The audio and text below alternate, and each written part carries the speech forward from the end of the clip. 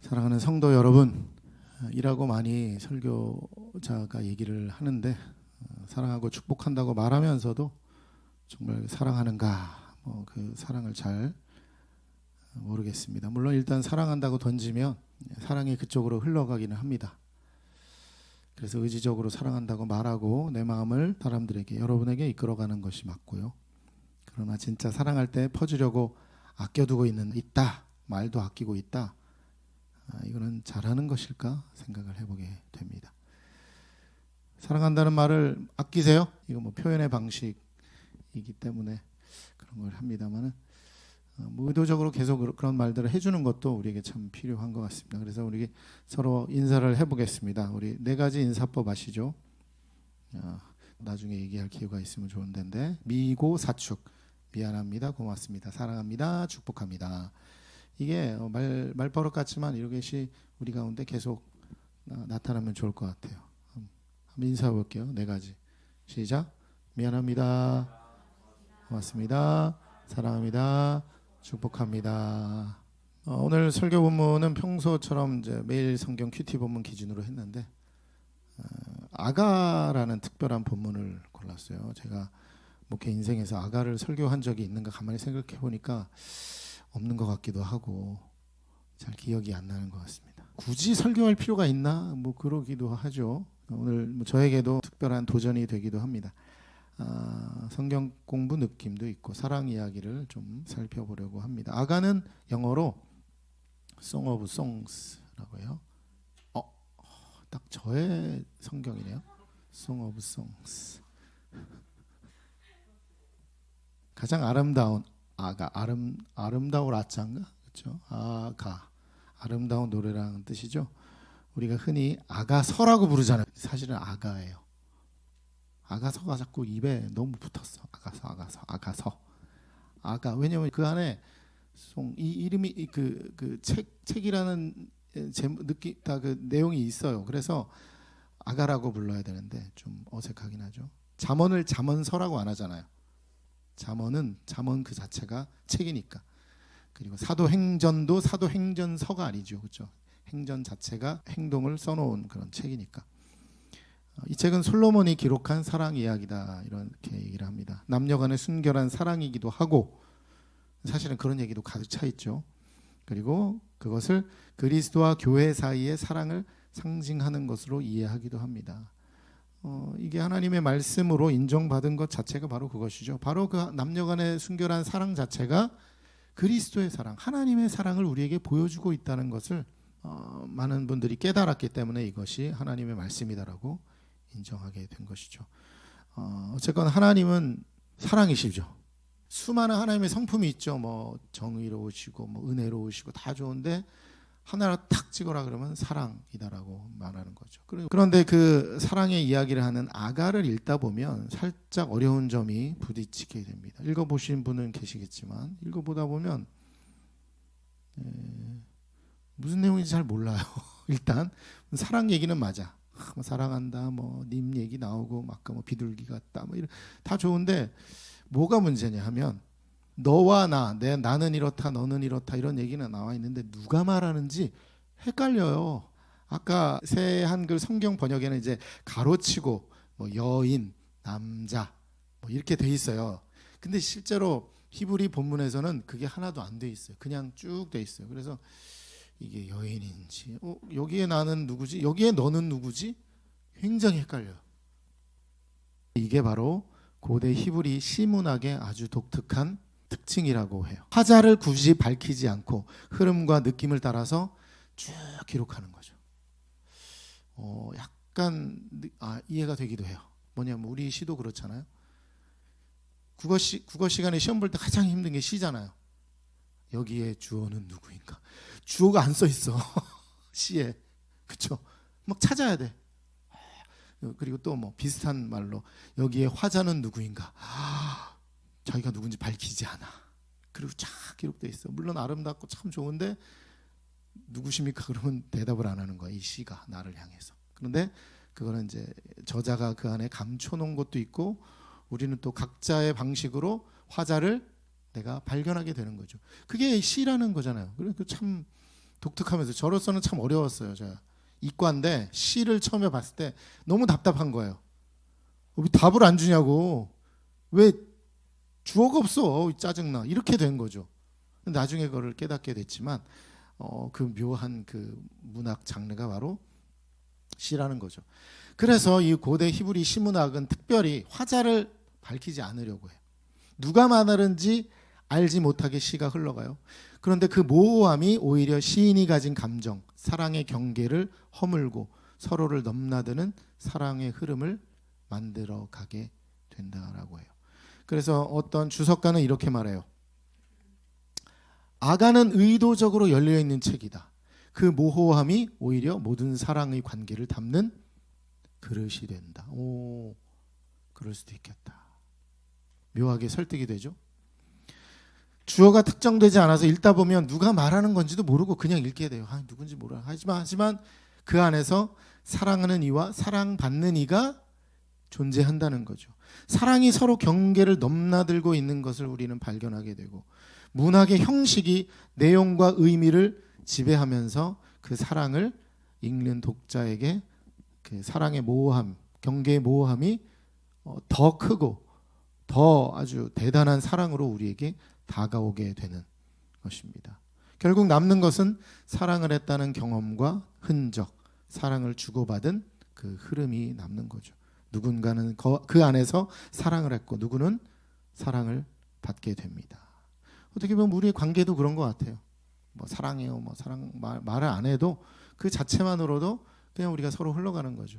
어떻게 흘러갑니까? 사랑이 많은 쪽에서 적은 쪽으로 흘러가죠. 그렇죠? 위치 에너지 법칙과도 같이 작은 쪽에서 위로 흘러가진 않죠. 2절로 가보겠습니다. 여인이 말해요. 자는 듯 하지만 마음은 깨어 있어요. 이 내용. 사랑하는 사람을 생각하면서 잤는데 잠을 설쳐요. 왜? 사랑하는 사람이 생각나니까. 진짜 그래요? 그런가요? 그렇습니까? 네. 한때는 그랬을 수 있지만 지금은 아닐 수도 있다. 이런 안타까움이 있지만 우리 사랑이라는 얘기를 사실은 아가에서는 사랑 얘기가 남녀 얘기예요. 정말로 이거는 나중에야 뭐 그리스도가 교회를 사랑한다 이런 얘기를 했지만 그냥 보면은 완전히 노골적인 사랑 이야기 그게 아주 여기 담겨 있단 말이죠. 네. 근데 그런 사랑이 이거는 별거 아니다 이렇게 할 것이 아니라 그 사랑이 바로 기반이 되는구나 우리는 깨달아야 되는 거죠. 잠을 설치고 있을 때 이런 얘기가 들려요. 사랑하는 이가 문을 두드려요. 그래서 문 좀 열어줘. 나의 눈이 나의 벗 나의 비둘기 나의 머리는 이슬에 흠뻑 젖었어요. 약간 좀 분위기가 묘해지는데 그렇죠? 약간 신파의 향기가 나는 드라마의 한 장면 같은. 분명히 사랑하는 이의 목소리였는데 마음은 참 좋고 그랬는데 여인이 문을 확 열었을까요? 그렇지 않다는 거예요. 주저했어요. 옷을 다시 입어야 돼. 또 밖으로 나가면 또 신발도 신어야 되니까 또 발도 더럽혀지기 싫어서 망설이게 됩니다. 그러다가 남자가 문틈으로 손을 내밀어서 여인의 심장이 뛰기 시작합니다. 네. 급히 일어나 옷을 입고 신발을 신고 그리고 모략을 바르게 됩니다. 여인에게는 마치 그 모략은 향수나 화장품과 같은 그런 역할을 하게 되죠. 이 모략은 뭐냐 하면 예수님이 태어났을 때 동방박사가 가져갔던 그 예물 중에 하나고 또 놀랍게도 예수님께서 장례 치르실 때 니고데모가 가져가서 그 시신에 발랐던 게 바로 모략이라는 거죠. 이게 특별한 뭔가 상징성이 있습니다. 얼마나 많이 발랐던지 문고리를 잡으니까 손에서 모략이 떨어졌다 이런 기록이 있습니다. 그런데 문을 열고 나니까 사랑한 사람은 이미 떠나가 버렸어요.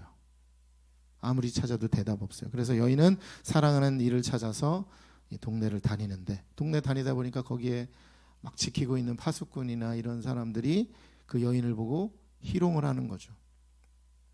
막 때려요. 글쎄요, 뭐 지금의 우리나라의 상황과는 다르죠. 수천 년 전 당시에 그때는 뭐 그야말로 치안이나 그런 것도 없어서 사실은 밤에 다니면 안 되죠. 여자는 절대 다니면 안 되죠. 근데 다니고 있어요. 사랑하는 이를 찾아서 희롱받고 그리고 겉옷도 빼앗기고 그런 모욕을 당하게 됩니다. 이 여인은 사랑하는 남자의 요청에 사실은 늑장을 부렸어요. 옷을 다시 입기 싫었고 밖에 나가면 더러워지니까 싫었어요. 나가면서도 몰약으로 자신을 치장하느라 시간을 지체했습니다. 아마 이런 드라마를 보는 시청자들은 답답할 것 같아요. 빨리 나가지 왜 이렇게 지체를 하느냐고. 그냥 진짜 버선발로 그냥 나가듯이 그냥 후다닥 나가서 문 열어주고 사랑하는 이여 들어오세요. 이러면 되는데. 근데 저는 이 장면을 몰입하다 보니까 예수님이 우리의 마음을 두드리는 장면이 떠올랐어요. 요한계시록 3장 21절 읽어보겠습니다. 시작. 보아라, 내가 문 앞에 서서 두드리고 있다. 누구라도 내 목소리를 듣고 문을 열면 내가 그 사람에게로 들어가 그와 함께 먹을 것이다. 또 그는 나와 함께 먹을 것이다. 이거는 분명한 주님의 사랑 고백이죠. 나랑 같이 먹자는 거예요. 이제 나랑 같이 살자. 예수님이 우리의 문을 두드리시죠. 문 열래? 나랑 밥 먹을래? 문 열래? 나랑 살래?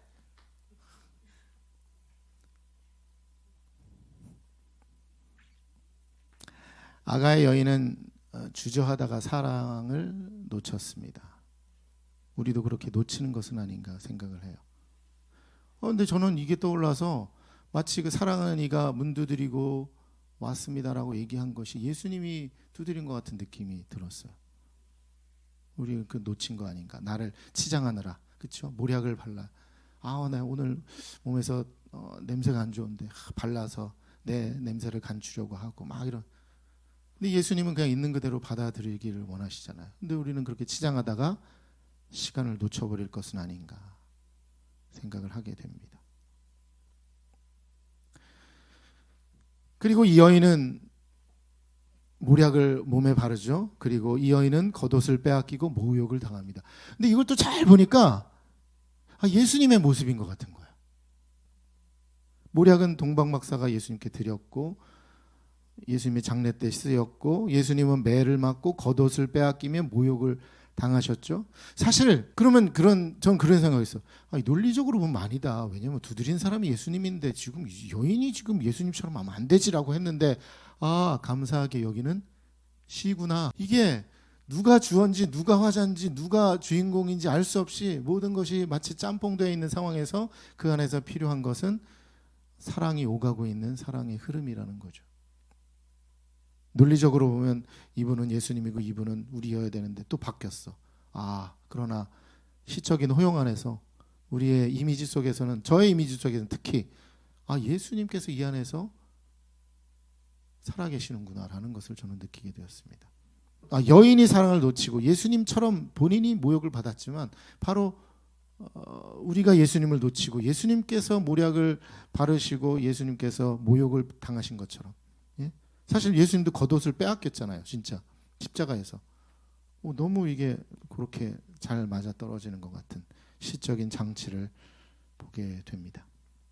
그래서 우리는 그 안에서 사랑을 주는 사람과 사랑을 받는 사람이 모호해지는 거예요. 어떻게 보면 그런 얘기를 하죠. 예수님이 우리를 먼저 사랑하셨다. 우리 그게 실제적으로 신학적으로 맞지만 그 사랑 안에 들어가면 예수님이 우리를 사랑한지 우리가 예수님을 사랑하는지 모르는 그냥 사랑 그 자체에 몰입하게 된다는 거예요. 사실 처음에는 제가 말씀드린 것처럼 사랑이 많은 사람이 사랑이 적은 사람에게 나눠주고 흘러가는구나라고 했지만 그 사랑 안에서는 그게 뭔지 모르는 그저 사랑은 그 안에서 흘러넘치게 되는 그것이 바로 하나님 안에서 있는 사랑이 되지 않을까 생각을 하게 됩니다. 사랑하는 사람이 떠난 현실은 상처와 외로움 뿐이었지만 주님의 사랑은 결코 떠나지 않습니다. 우리가 마음의 문을 여시기를 끝까지 기다리고 끝까지 사랑하십니다. 어쩌면 그 사랑하는 사람은 몇 번 두드리고 갔지만 주님은 끝까지 우리를 사랑하신다는 거죠. 그리고 사랑하는 이의 아름다움을 천천히 노래를 합니다. 중간에 좀 재밌는 이야기가 나오죠. 여인은 다니다가 예루살렘 딸들에게 부탁을 해요. 혹시 내 사랑하는 사람 만나면 내가 사랑 때문에 너무 힘드니까 다시 찾아와 달라고 얘기해 달라고. 그리고 사랑하는 이의 아름다움이 뭐냐? 그렇게 사랑하는데 이유가 뭐냐? 물어봐요. 그러니까 이 여인이 그 사랑하는 이의 이야기를 쭉 하죠. 그 뒷부분에 머리, 눈, 뺨, 입술, 팔, 몸, 다리가 어마어마한 그런 얘기야. 그걸 묘사하다 보면 약간 뭔가 그 사랑으로서 어떤 육체적인 사랑 그것까지도 생각나죠. 그렇죠? 사실 아가가 그래요. 남녀 간의 사랑 얘기할 때 뒤에 보면 정말 신체적인 사랑까지도 사랑을 얘기합니다. 아주 적나라하게. 뭐 너무 진부한 육체적인 사랑 이거는 우리 하나님의 사랑에 비하면 너무 이건 하급의 사랑이야라고 얘기하지만 실제로 아가의 다른 부분에서 얘기하는 것처럼 또 다른 부분에 보면 또 여인의 신체적인 아름다움을 노래하는 말씀도 있는 것처럼 그러나 이게 사랑이라는 거죠. 종교라는 이름으로 우리가 너무 고상한 사랑만 추구하는 거 아닌가 생각도 해보고요. 더 완벽한 사랑으로 사랑하겠다면 나를 꾸미다 보면 사랑할 때를 놓치게 된다는 거죠. 그런 사랑의 감정이 느껴질 때 사랑한다고 말하고 사랑을 놓치지 말아야 되는 것. 그게 바로 예수님을 향한 사랑이 될 수 있지 않을까요? 그러나 서로가 서로를 바라보며 흐르는 사랑, 지금 후회 없이 흘려보내야 하는 사랑의 흐름인 것입니다. 이게 사랑인가 의심하지 마시고 사랑하십시오. 문을 열어 사랑하는 사람을 들여보내시길 바랍니다. 뭐 흘려보낸다고 하면 때로 좀 그렇죠. 사랑은 항상 더 사랑하는 쪽에서 덜 사랑하는 한쪽으로 흐르잖아요.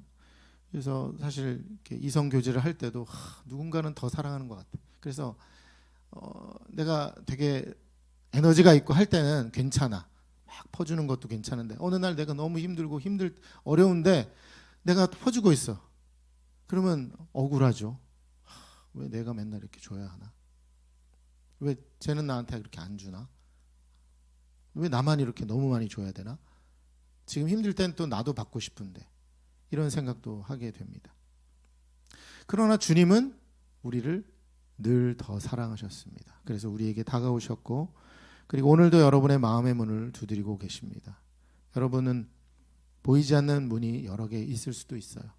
그래서 늘 계속된 관문 가운데 예수님을 그 밖에 세워두죠.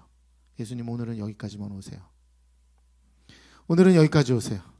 오늘은 좀 기분이 안 좋으시니까 좀 저쪽으로 오늘 물러가 계세요. 이런 식으로 우리가 그 문을 조절하고 있는 거 아닌가 생각을 해요. 그러나 예수님의 사랑, 하나님의 사랑은 우리를 엄습하길 원하세요. 완전히 덮으시길 원하시죠. 우리는 우리의 문을 활짝 열고 하나님을 받아들일 수 있어야 되겠습니다. 물론 그렇다고 해서 뭐 문 가지고 장난치는 것이 나쁘다. 예수님이 너 정말 마음에 안 든다 이러지는 않으실 겁니다. 분명합니다. 그것은.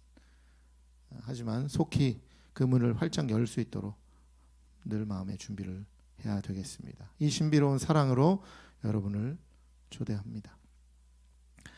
우리 사랑하는 교우 여러분, 우리 지난 주간 신방이라는 이름으로 몇몇 분들을 만날 기회가 있었어요. 사실 신방이라는 걸 거의 안 해.